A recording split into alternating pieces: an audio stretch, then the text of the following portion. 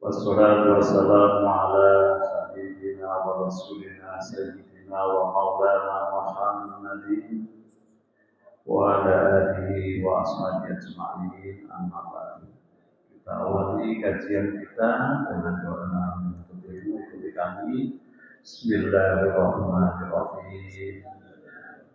Rabbi zidni ilman, Allahumma anfa'ni bima 'allamtani wa 'allimni ma yanfa'uni warzuqni ilman yanfa'uni. Amin. Alhamdulillah, banyak sekali nikmat yang Allah berikan kepada kita sehingga kita bisa melaksanakan sholat maghrib secara berjamaah. Dalam pengertiannya, para ulama mendefinisikan nikmat itu dengan singkat. Apa itu nikmat? Halatul khair, kondisi yang baik, itu namanya nikmat. Jadi hati yang segar, badan yang segar, semangat ibadah, ini merupakan nikmat dari Allah. Kita lanjutkan kajian Sirah Nabawiyah dari ringkasan kitab Nurul Yakin. Hari ini sudah sampai pada halaman 51. Sedikit lagi selesai insyaallah. Halaman 51, subtema di bawah. Talbu Quraisyin Rasulullah sallallahu alaihi wasallam.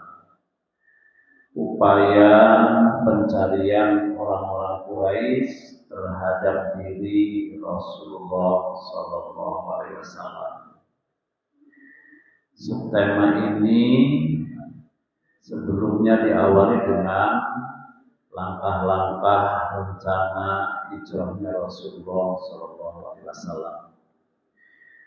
Pointer pertama, lamma sahhat, tatkala dikejutkan Quraisyun, orang-orang Quraisy, tilkal laila, pada malam itu. Malam apa itu? Nah, kan kemarin sudah diceritakan bahwa musyrikin Quraisy merencanakan mengepung rumah Nabi dan ingin membunuhnya, begitu kan? Nah, sebelum rencana itu terwujud, malaikat Jibril siang hari mendatangi Rasul, memerintahkan supaya hijrah, sekaligus memberitahukan rencana jahat musyrikin Quraisy. Rencana jahatnya apa waktu itu sudah kita bahas ya. 10 pemuda hebat. Di situ ada Abu Jahal, Abu Lahab, Ka'ab bin Malik, lengkap tokoh-tokohnya. 10 pemuda ini mengepung rumah Nabi, rencananya akan membunuh Nabi secara bersama-sama. Sehingga ketika nanti Nabi terbunuh secara bersama-sama, ringan bagi mereka mempertanggungjawabkan pembunuhan itu jika keluarga besar Nabi ingin menuntut balas. Ini adalah solusi terakhir musyawarah musyrikin Quraisy untuk menghadang dakwah Islam. Jadi tidak ada jalan lain kecuali membunuh Nabi Muhammad SAW. Setelah puluhan teori strategi dilaksanakan, gagal semuanya. Nah, ini menggambarkan kepada kita Nabi sendiri mengalami rencana pembunuhan itu di masa hidupnya beberapa kali untuk Nabi kita Muhammad. Pertama ini nih akan dibunuh secara bersama-sama. Yang kedua nanti ketika di Madinah, Nabi silaturahim ke bangsa Yahudi Bani Nadir dalam peristiwa Birul Ma'unah. Ketika Nabi disambut oleh kepala Bani Nadir di rumahnya dengan penuh hangat, padahal di belakangnya ada rencana pembunuhan. Nah, Nabi disiapkan tempat duduknya dan sudah direncanakan nanti kalau Nabi sudah duduk, jatuhkan tuh batu dari atas. Nabi datang dengan Abu Bakar, Umar, Ali ke situ. Begitu duduk, tidak lama Malaikat Jibril datang memberitahukan rencana pembunuhan, langsung Nabi pulang. Itu namanya rencana pembunuhan. Itu yang kedua. Nanti yang ketiga pada peristiwa Khaybar. Ketika Nabi menang, Khaybar itu kumpulan Yahudi dari segala penjuru. Nabi menang dalam perang Khaybar. Ternyata direncanakan oleh perempuan-perempuan Yahudi untuk meracuni Nabi. Ketika Nabi sedang duduk bermusyawarah setelah peperangan dimenangkan, dihidangkanlah kepada Nabi makanan daging panggang yang lezat sekali. Dan sangat piawai orang Yahudi memainkan perang untuk racun, itu paling piawai. Sehingga Nabi dan para sahabat tidak mendeteksi adanya racun di daging itu. Ketika Nabi akan mengambil, sudah mengambil dan akan mengunyah, disitulah atas izin Allah dagingnya ngomong. Daging, namanya Nabi kan, saya beracun. Tapi sahabat Nabi ada dua yang memakannya, terlanjur memakan dan mati. Jadi betapa dahsyatnya. Jadi di zaman Nabi itu rencana membunuh Nabi itu beberapa kali. Jadi tidak aneh kalau sekarang muncul gerakan Muslim yang ingin membela agama Allah, kalau baru distempel teroris itu mah sederhana. Baru dilabeling ekstremis itu masih ringan. Kalau para nabi dulu sudah pada tingkat perencanaan pembunuhan. Nah, begitu kembali ke kisah Nabi. Ketika dikasih tahu oleh Allah nanti malam rumahmu akan dikepung, kamu sekarang hijrah ke Madinah. Tapi berangkat hijrahnya jangan sekarang, nanti malam saat rumah kamu dikepung, kan begitu kira-kira. Ini kisah yang lalu. Begitu Nabi tahu rumahnya dikepung banyak pemuda-pemuda dengan pedang terbulus, Nabi memerintahkan Ali untuk tidur di tempat tidurnya dengan selimut yang khas dipakai oleh Nabi, itu hadiah dari Yaman berwarna hijau. Sehingga orang-orang Quraisy itu kenal Nabi itu kalau tidur selalu dengan selimut hijau itu. Ketika diintip rumahnya, masih ada tuh Muhammad. Padahal yang tidur di situ siapa? Ali radhiyallahu anhu. Tentu bagi Ali juga risikonya bukan ringan, kan? Nanti ketika dijumpai ternyata bukan Muhammad dan pemuka Quraisy yang mengepung itu naik hitam, itu kan sudah tidak peduli lagi, risikonya begitu. Nah, maka Nabi keluar dengan santai karena melihat jagoan-jagoan yang sedang mengepungnya tidur. Namanya jagoan kan kalau suka tidur kan hilang semua ilmunya, ya kan? Coba ahli karate dan 5 itu kan, tapi nggak tidur ya hilang ilmunya. Nah ini Allah tidurkan semua tuh, Abu Jahal, Abu Lahab, Abdul Malik semua tidur tergeletak. Nah Nabi melewati mereka dengan santainya sambil menaburkan pasir. Nah coba kembali ke kalimat lama sahat, tatkala terkejut, kaget orang Quraisy, tilkal lailah pada malam itu. Nah, kenapa terkejut? Ternyata yang ngasih tahu bahwa Muhammad itu sudah pergi orang lain. Nah, mereka dibangunkan, bangun. Kalian nungguin siapa? Nungguin Muhammad. Lalu Muhammad sudah pergi kok tadi malam. Padahal ini sudah pagi, ini sudah hampir pagi. Terkejut mereka, ya Allah, sudah dipersiapkan betul. Begitu tahu berita ini, terkejutlah mereka, langsung didobrak pintunya, betul. Ya, lanjut kalimatnya. Walam tajid fi baitir Rasulillah, dan tidak mendapati atau tidak didapati di rumah Rasulullah Shallallahu Alaihi Wasallam illa ibna ammihi Aliyan, kecuali yang tersisa hanya anaknya paman Nabi yaitu Ali radhiyallahu anhu. Masya Allah. Istadat hanakuhum, sangat kecewa mereka. Jadi sudah terkejut, kecewa, marah, ya macam-macam lah ya. Yang namanya sudah direncanakan matang, hasil musyawarah loh itu, rencana pembunuhan itu. Kok kemudian mereka lalai ya? Di samping marah, ya juga ya malu, ya merasa salah, ya lalai, begitulah kira-kira campur aduk. Nah, Masya Allah. Jadi pada pointer ini menggambarkan peristiwa dramatis Rasul selamat dari rencana pembunuhan. Dan yang mengejutkan lagi, sadarnya mereka bahwa yang di dalam itu Ali, bukan mereka yang tahu, tapi dikasih tahu oleh orang lain.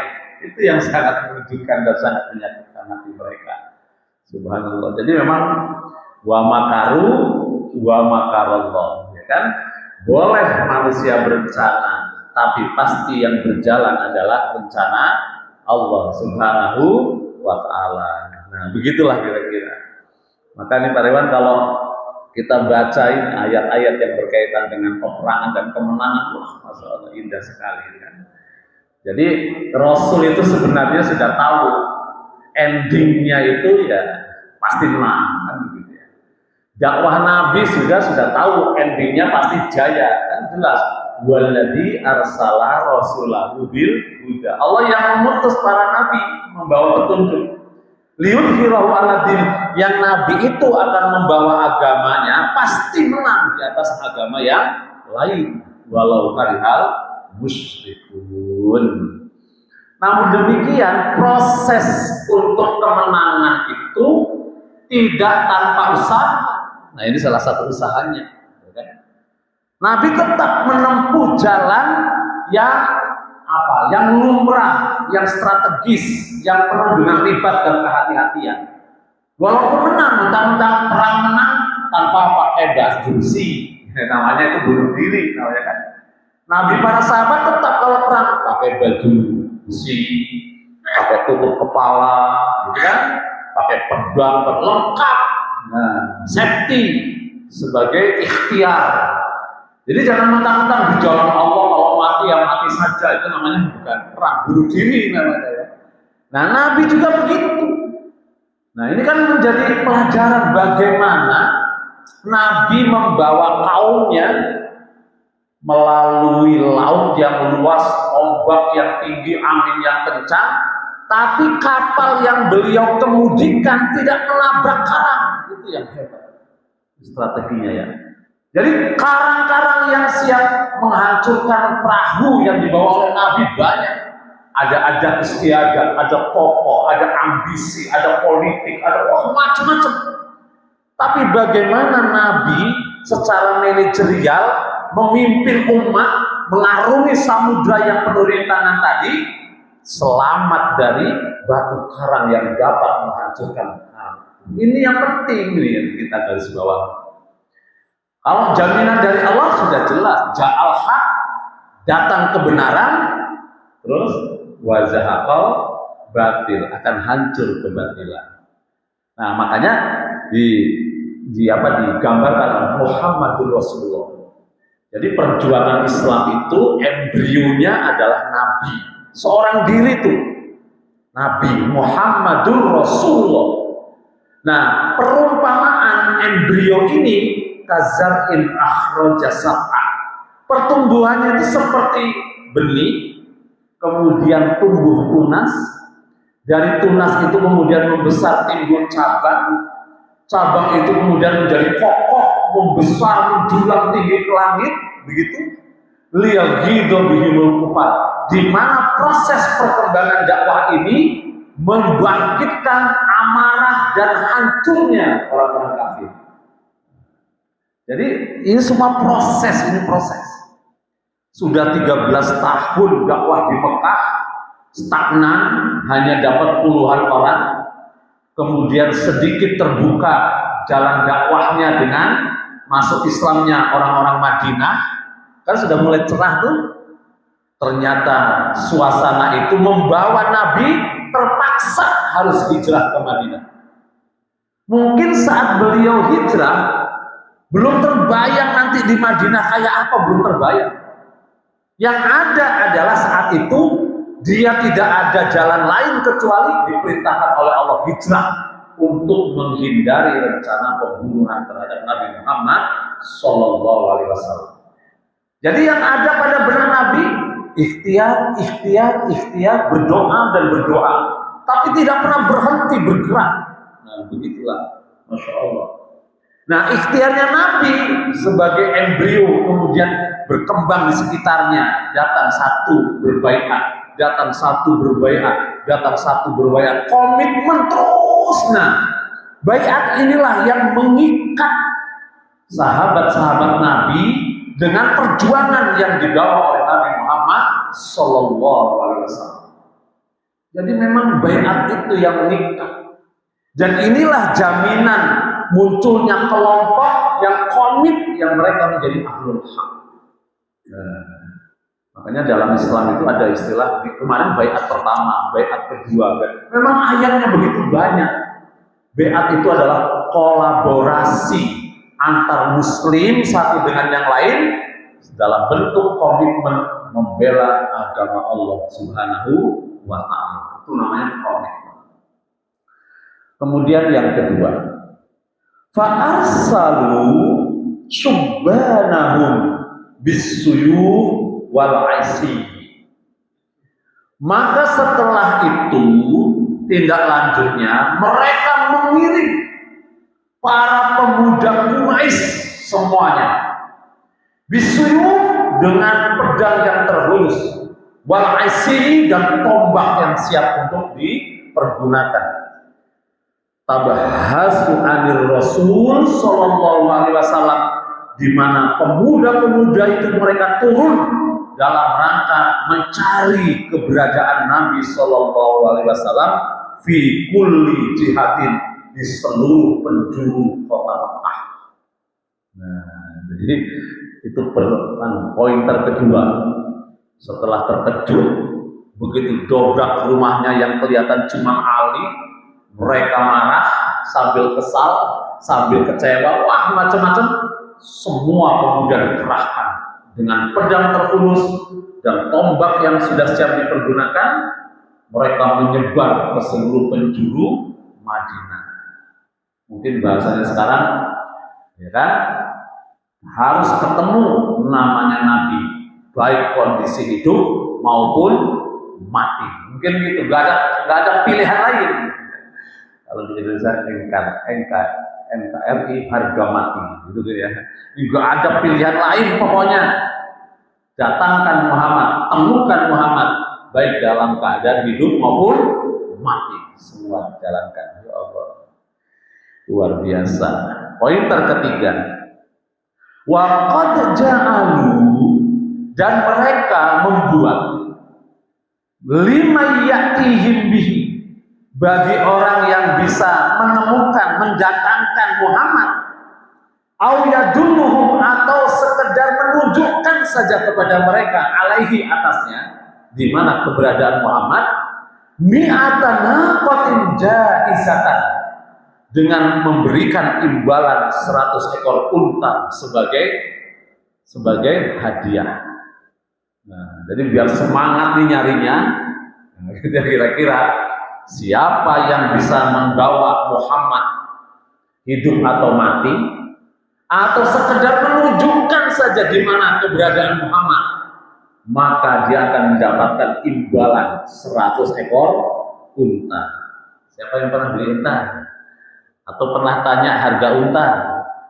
Ini kan unta itu di masa dulu itu ya armada paling kuat dalam membawa barang, itu kan unta, kan? Kuda juga iya, tapi kalau kuda untuk kecepatan, tapi kalau untuk kuat dan banyak, ya armadanya ya unta. Nah, sekarang itu ya rata-rata 40-an juta itu unta yang besar itu. Nah, jadi kalau 100 ekor unta berapa itu kan? 100 kali 40 juta. Berapa itu Pak? 400 juta ya? Huh? Wih, miliaran ya? Siapa yang nggak tebak? Subhanallah. Jadi sebesar itu tuh nilainya. Kan? Padahal Nabi Muhammad kan tidak aneh-aneh toh cara mendakwakannya dengan bahasa yang paling lembut, dengan gestur tubuh yang paling sederhana, simpatik gitu kan? Ya Allah. Dakwanya juga enggak memprovokasi tapi mengajak yang baik-baik, begitu kan kira-kira? Meluruskan persepsi cara berpikir yang benar supaya mentauhidkan Allah, enggak neko-neko. Tapi sebegitu besar nilai dakwah Nabi mengganggu keberadaan mereka. Sehingga mereka rela. Coba 40 unta, 100 ekor unta bagi siapa yang bisa menunjukkan atau membawa Nabi Muhammad Sallallahu Alaihi Wasallam. Ini kira-kira apa ini bahasanya? Kan, wah, udah sangat benci sekali gitu kira-kira kan. Gak apa-apa lah kehilangan 100 ekor unta, yang penting Muhammad mati. Kira-kira begitu. Nah, dulu mungkin belum main dukun ya, belum main dukun. Kalau main dukun nggak apa-apa, Nabi malah aman gitu ya. Nah, lanjut. Waqad wasol. Nah, ini pointer yang keempat. Dan tibalah, dan sungguh mereka telah tiba. Filbasi anhu, dalam proses pencarian Nabi, ilal ghar, sampai ke apa ya? Bibir gua di mana tempat Rasulullah dan Abu Bakar menginap. Di gua apa itu? Gua Hira apa gua Sur? Gua Sur ya. Kalau umroh cuma kadang-kadang dikasih tahu tuh gua Hira, tuh gua Sur ya kan. Jarang yang mau turun terus latihan nanjak ya kan. Rasul kan dulu sebelum jadi nabi itu selalu berhalwat ke sana kan, coba bolak-balik. Kita kadang kasih tahu sama apa di jalan ketika umroh, ada yang mau turun, pengen naik kemana tuh? Gue rombah panas, tinggi gitu. Karena kelihatan dari jauh orang saja kecil gitu kan, apalagi naiknya ke sana ya Allah. Nah kalau ini proses ini adalah bukan gua Hira tapi gua Sur. Nah, pencarian mereka musyrikin Quraisy itu sudah sampai di pintu apa tadi? Pintu gua, Masya Allah. Yang digambarkan di sini, ya tadi. Bihaisu di mana lau nadara ahduhum fihi, sekiranya salah seorang mereka yang mencari Nabi itu, sekiranya salah seorang di antara mereka melihat saja gitu, melopok ya kan, guanya nggak terlalu dalam dan juga nggak gelok kayak gua mana. Jadi guanya cuma lobang gitu ya, cuma sedikit tertutup dari apa nih, dari matahari saja, guanya nggak terlalu lebar. Kalau dalam buku Al-Mubarakfuri perlengkapan tarikh Munawwar Khalil itu disebutkan ukuran gua itu, disebutkan cara ukurannya hanya berapa meter, 1,5 meter kurang lebih kalau dengan 2 meter kalau nggak salah, saya lupa itu. Ya, laroa. Jadi kalau mau mereka nengok saja ke bawah, laroa pasti mereka akan bisa melihat Ar-Rasul Sallallahu Alaihi Wasallam wa sahibahu, keberadaan Nabi dan sahabatnya. Ini menggambarkan bahwa gua yang nggak terlalu curam juga nggak terlalu dalam, jadi kelihatan kalau mau nengok saja. Nah disinilah mungkin tentara Allah itu, tentara Allah dalam mengubah. Kan ada doa yang selalu kita mintakan, kan doa yang pilihan itu Pak, kalau jujur ketika sholat, Allahumma inni as'aluka apa Pak? Husnal khotimah warzuqni taubatan nasuha qablal maut ya muqallibal qulub sabbit qalbi ala dinik. Nah kan yang menggerakkan hati itu kan Allah. Jadi kalau Allah gerakkan saja hati mereka yang tadinya pengen melongok jadi nggak pengen melongok, kan mudah bagi Allah kan? Jadi kalau sudah dalam kondisi kritis, pembela agama Allah itu selalu dibela oleh Allah dengan tentara dari berbagai macam bentuknya, kan begitu, ya kan? Tentara Allah menghadapi Namrud, gak usah gede-gede, nyamuk mati dia, kan? Tentara menghadapi Fir'aun cukup, ya kan? Keselak air laut mati dia, kan gitu. Apalagi siapa lagi? Tolut ya. Bukan Tolut. Nabi Lut cukup dengan batu dilemparkan mati semuanya. Nah, ya Allah. Kalau kaum Nabi, kaumnya kaum Samud, kaum Ad, cukup dengan apa? Hawa dingin yang sangat bergelimpangan semua mereka. Ya kan? Kaumnya Nabi Soleh cukup dengan suara gontor plus bergelimpangan mereka. Jadi bagi Allah itu untuk mendatangkan dan membela siapa? Orang-orang yang mengambil alih, mengambil peran sebagai mujahid itu sangat mudah bagi Allah Subhanahu wa Ta'ala. Kan begitu. Ya kan? Palestina, walaupun hanya dengan ketapel batu kecil, mudah bagi Allah untuk bertahan mereka dari gempuran Israel yang notabene sebenarnya adalah senjata canggih semua, multimutakhir dari negara-negara besar. Enggak hancur-hancur. Subhanallah. Jadi kalau Allah membela, Masya Allah, nanti perang Badar dibela oleh muslimin sedikit, orang nggak niat perang, tapi terpaksa perang 300 orang melawan 1000. Yang 1000 ini memang pasukan terlatih, senjata lengkap. Tapi yang Allah datangkan 3000 malaikat, ya sudah, merem saja menang. Gitu kira-kira. Jadi pasukannya 300, lawannya 1000. Lah, bala tentara bantuan malaikat 3000. Lah, orang beriman cuma diem aja. Lempar apa nih? Panah, nggak niat, cuma begini aja. Kan gitu kira-kira. Dilanjutkan oleh malaikat, cus, nyampe dia begitu kira-kira kan. Loh, makanya kalau kita baca Ibnu Hisham, bagaimana pengalaman perang Badar itu, mereka lihat pasukan berkelebatan putih-putih yang mereka nggak kenal. Jadi pedang yang mereka tebaskan kelihatannya nggak nyampe. Loh, tapi kok kepala musuhnya ditebas. Siapa yang nyampaikan ini? Nah, itu masih ditantang oleh Allah. Inti jika kamu masih bersabar, Allah akan tambah lagi menjadi 5.000 pasukannya. Kan gitu. Subhanallah, ya kan? Coba dulu kan saya pernah cerita di sini. Gimana tuh Soviet mau menghancurkan mujahidin Afghanistan? Gak hancur-hancur, malah Soviet yang kemudian hancur lebur, gitu kan? Amerika datang seminggu lenyap tuh mujahidin, malah Amerika yang angkat kaki dari Afghanistan. Nah, kalau sudah mengambil posisi mujahid ini yang mahal. Kalau ada ormas-ormas Islam membawa visi misi ekonomi, gak bakal ditakuti orang-orang Yahudi. Muncul ormas Islam dengan jumlah anggota yang begitu banyak, tapi tidak membawa mujahid fisabilillah, gak bakal ditakuti. Muncul negara-negara Arab yang kaya-kaya, tapi tidak membawa misi, gak bakal ditakuti. Biarkan saja orang mereka, semuanya masih dalam kendali orang-orang kafir. Tapi kalau ada muncul embrio pejuang jihad, hati-hati, langsung ditembak dengan label-label teroris lah, apalagi ekstremis lah, apalagi banyak sekali kan.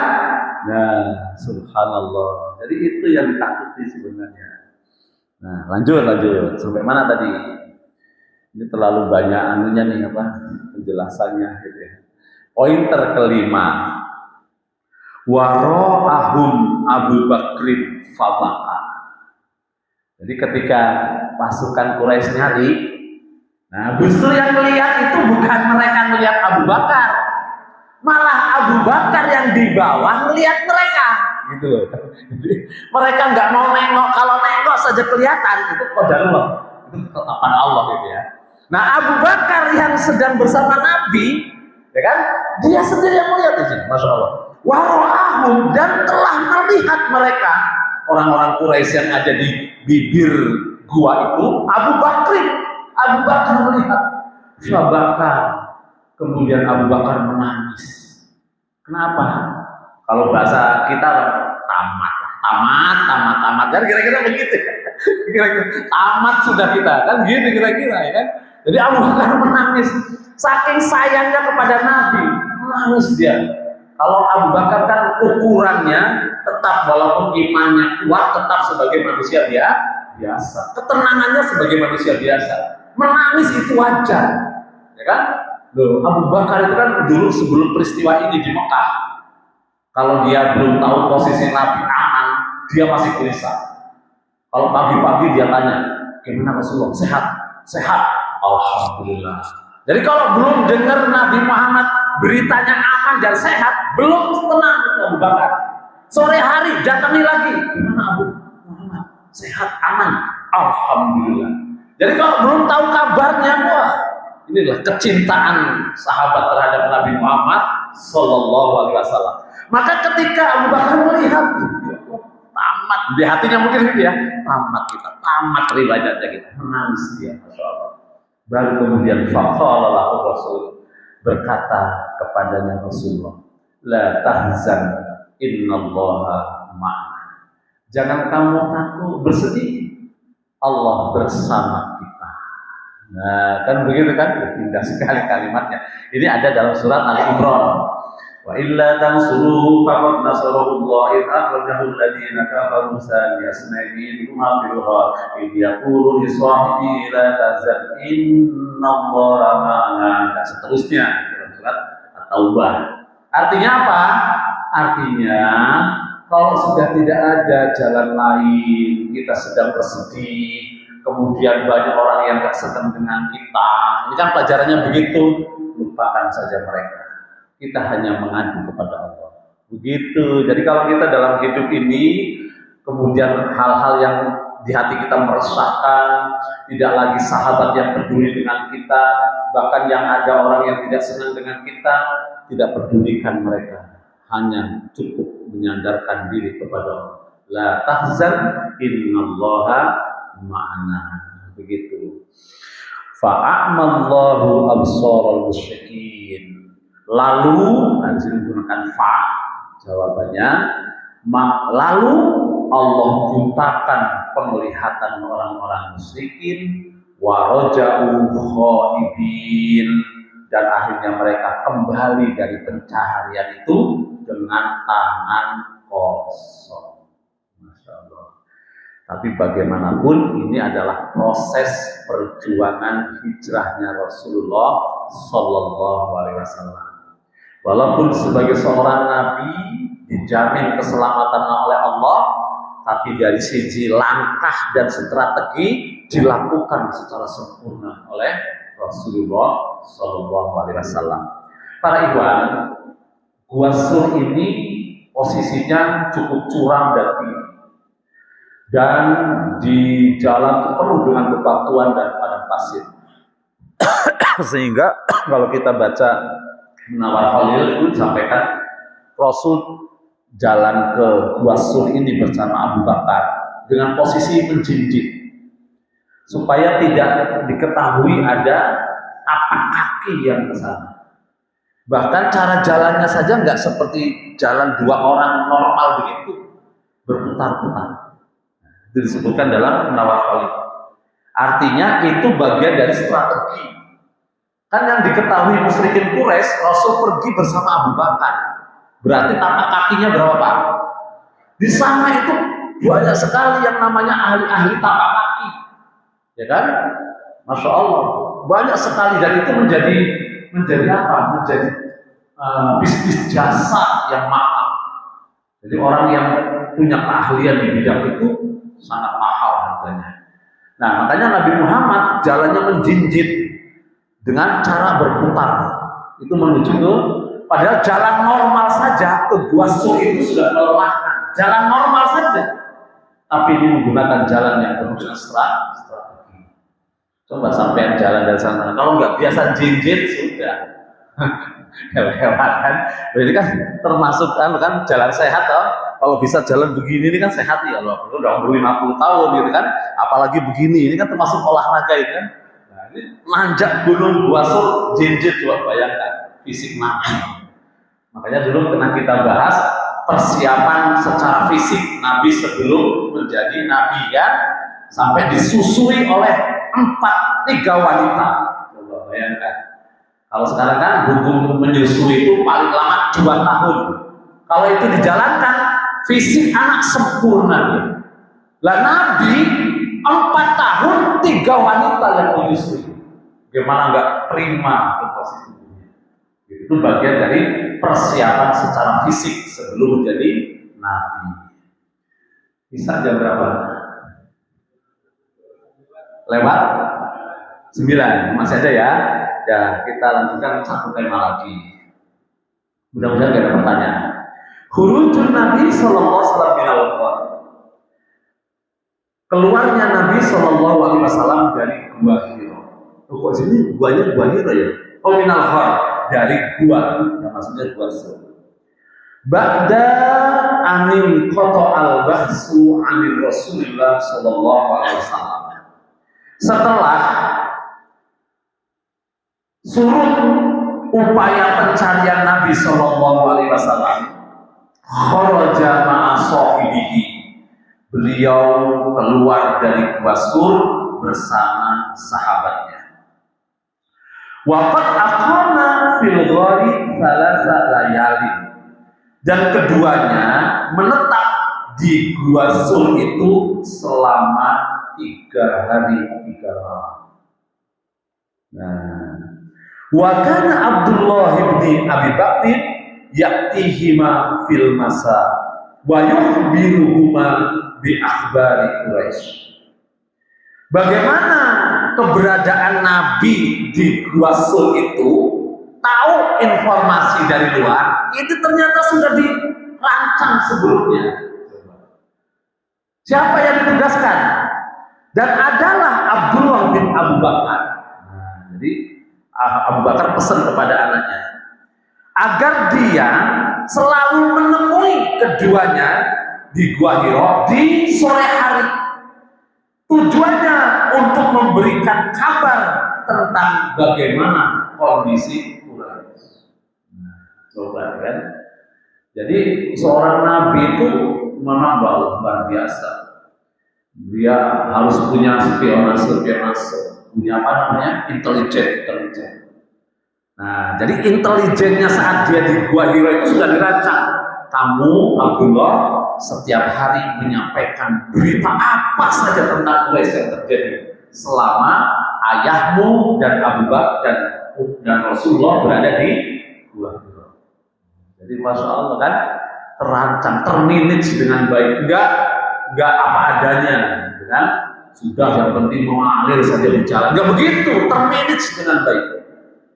Wa kanat ukhtuhu, dan adalah saudara perempuan Abdullah bin Abu Bakar yaitu Asma, ya'tihima bit-ta'am, dia selalu datang kepada Nabi dan Abu Bakar membawa makanan. Khufyatan khaufan min Quraisyin, dengan cara berhati-hati karena khawatir diketahui oleh musyrikin Quraisy. Jadi siapa yang mengantarkan akomodasi dan konsumsinya sudah diatur. Bagaimana cara datangnya itu sudah diatur, begitu. Nah, tadi kalau cari di Sirah Nabawiyah yang panjang. Jadi Abdullah bin Abu Bakar itu terkenal di samping dia juga penggembala. Jadi kondisi penggembalaan itulah yang dia jadikan media untuk mencari informasi. Begitu ya.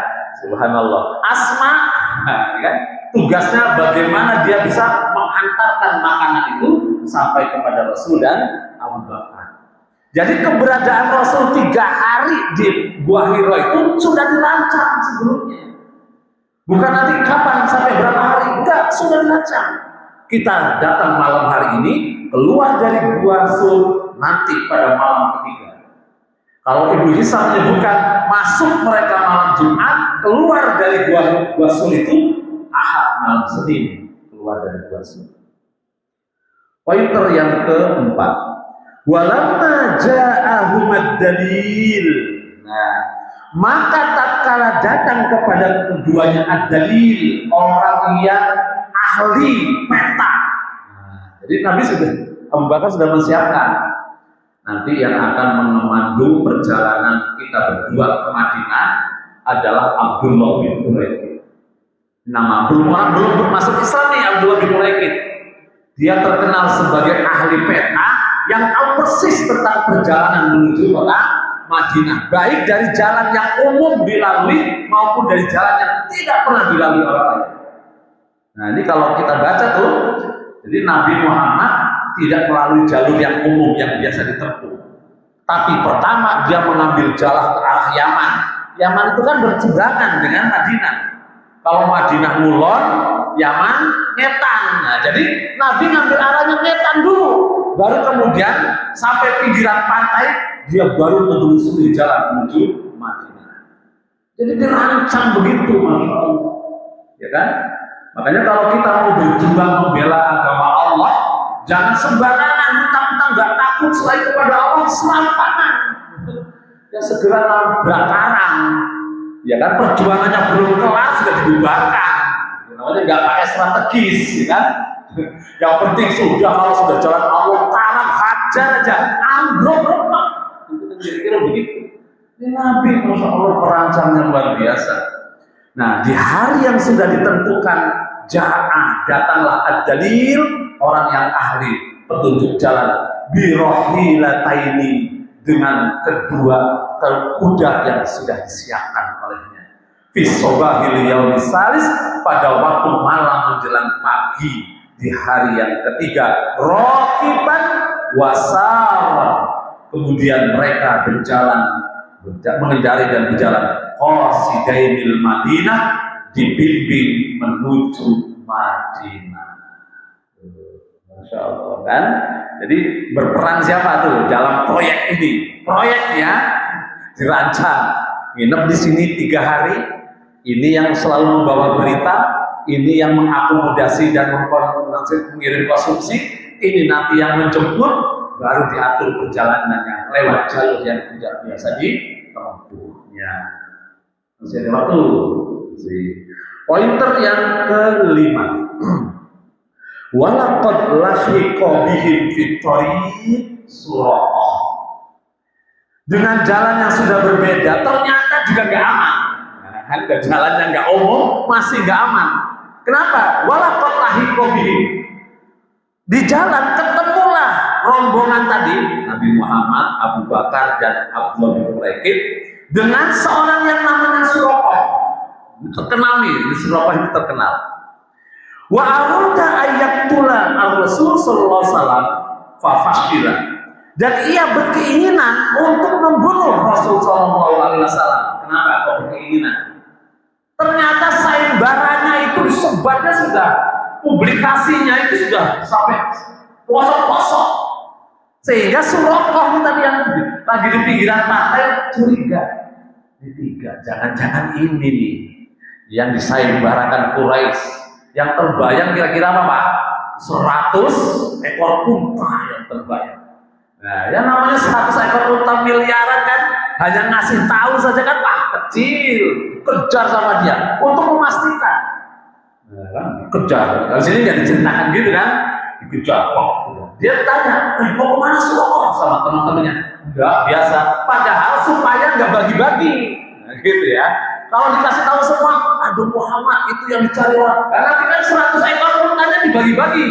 Nah, ternyata serakah juga dia. Diam-diam dia kejar sendiri. Kan? Begitu sudah mendekat, dilalah, ini bahasa Jawa ya, dilalah.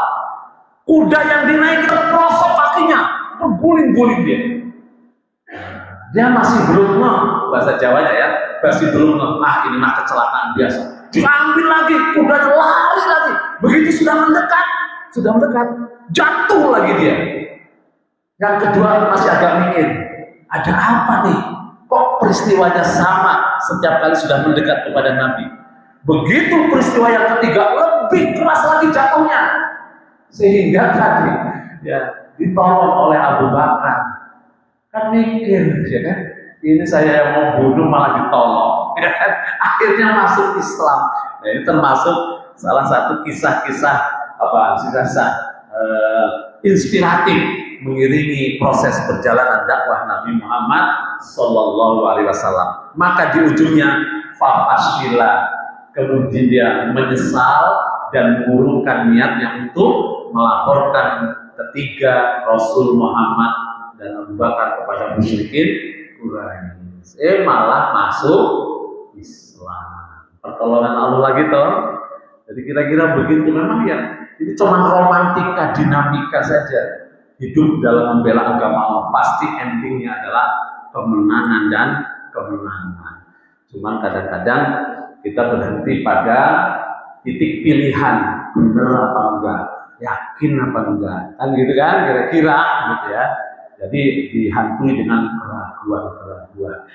Jadi Allah sebenarnya hanya tinggal menunggu siapa yang komitmen menjadi mujahid, pasti dia datang bisa menghancurkan kebatilan. Tapi ketika kapanpun tidak ada muncul komitmen untuk menjadi mujahid, maka semakin berkibar kebatilan itu di dunia ini. Wallahu a'lam. Pas ya, lanjutin lagi ya. Ada yang mau tanya? Ada yang mau tanya? Jelas? Berapa hari Nabi di Gua Hira? Di Gua Sur? 3 hari. Berapa imbalan sayembaranya? 100 ekor unta. Siapa yang menjadi informan? Abdullah bin siapa? Bin Abu Bakar. Siapa yang menyiapkan akomodasi dan konsumsi? Siapa? Asma binti Abu Bakar. Siapa yang menjadi petunjuk jalan? Siapa tadi? Abdullah bin Uraikid. Siapa yang berhasrat mengikuti sayembara di tengah jalan? Suroko. Kira-kira begitu ya. Tahunnya pada tahun berapa terjadinya? Tahun berapa? Oh tadi nggak disebut ya. Tahun ke-13 kenabian. Jadi Nabi kan 23 tahun menjadi Nabi. Di Mekah itu 13 tahun, diakhiri dengan proses hijrah Nabi Muhammad Sallallahu Alaihi Wasallam. Nanti baru di Madinah 10 tahun sehingga beliau wafat. Tidak ada satupun peperangan terjadi di Mekah ketika 13 tahun, tapi semua peperangan di masa Nabi terjadi setelah periode Madinah. Saya rasa cukup, mudah-mudahan bermanfaat, bisa menjadikan kita semakin dekat dengan Allah dan cinta kepada Rasul dan para sahabatnya. Kita akhiri dengan membaca doa kafaratul majlis. Subhanallahumma wa bihamdika asyhadu an la ilaha illa anta astaghfiruka wa atubu ilaik. Assalamualaikum warahmatullahi wabarakatuh.